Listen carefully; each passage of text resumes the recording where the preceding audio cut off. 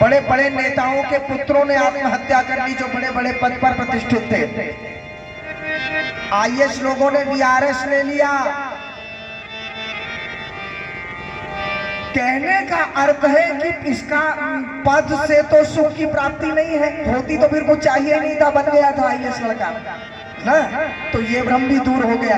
फिर कोई क्या सोचता है, इतना पैसा कमा लूं मैं कि जो चाहे वो खरीद ले, फिर तो मैं सुखी हो जाऊंगा, फिर मुझे और कुछ नहीं चाहिए। खूब सारा धन आ जाए एक बार, करोड़ों बैंक बैलेंस जमा हो जाए, फिर तो मैं सुखी हो ही जाऊंगा, फिर दुनिया में अब संसार में और क्या चाहिए।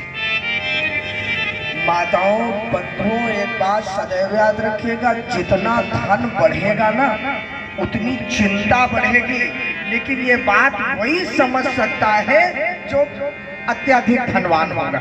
निर्धन को कभी वो बात समझ नहीं आएगी। ठीक उसी प्रकार जैसे विवाह के लिए कहा जाता है कि जो खाए सो पछताए, जो न खाए सो पछताए, उसी प्रकार धनवान होना भी एक ऐसी समस्या है। जो हो जाता है वो भी चिंतित रहता है, और जो नहीं होता वो भी चिंतित रहता है। वो सोचता है हमसे अच्छे तो वो हैं, लेकिन ऐसा नहीं है। धन सुख की गारंटी नहीं है, आपको सुख नहीं मिलेगा, धन से आप सुख नहीं खरीद सकते, चाहे कितने भी लोग बात कहें, लेकिन सुख धन से नहीं आएगा। तो सुख कैसे आएगा? सुख आएगा केवल और केवल धर्म करने से, पुण्य करने से। कैसे?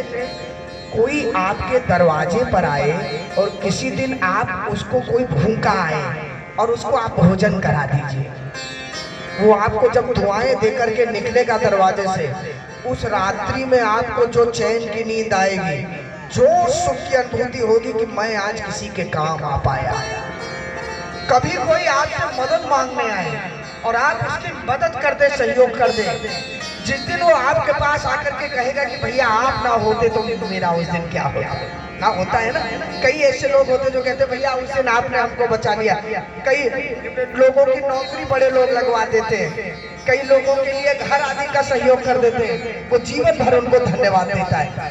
तो जो सुख की अनुभूति होती है ना किसी का भला करके, वो सुख की अनुभूति ना धन कमा के हो सकती है, ना प्रतिष्ठा पद कमा के हो सकती है। ये भ्रम है। तो केवल पुण्य करिए, सुख अपने आप आपके दरवाजे पे चल के आ जाएगा, आपको खोजते हुए। देखिए यहाँ पर कैसे आया, यहाँ पर कोई दरवाजे से नहीं आया, यहाँ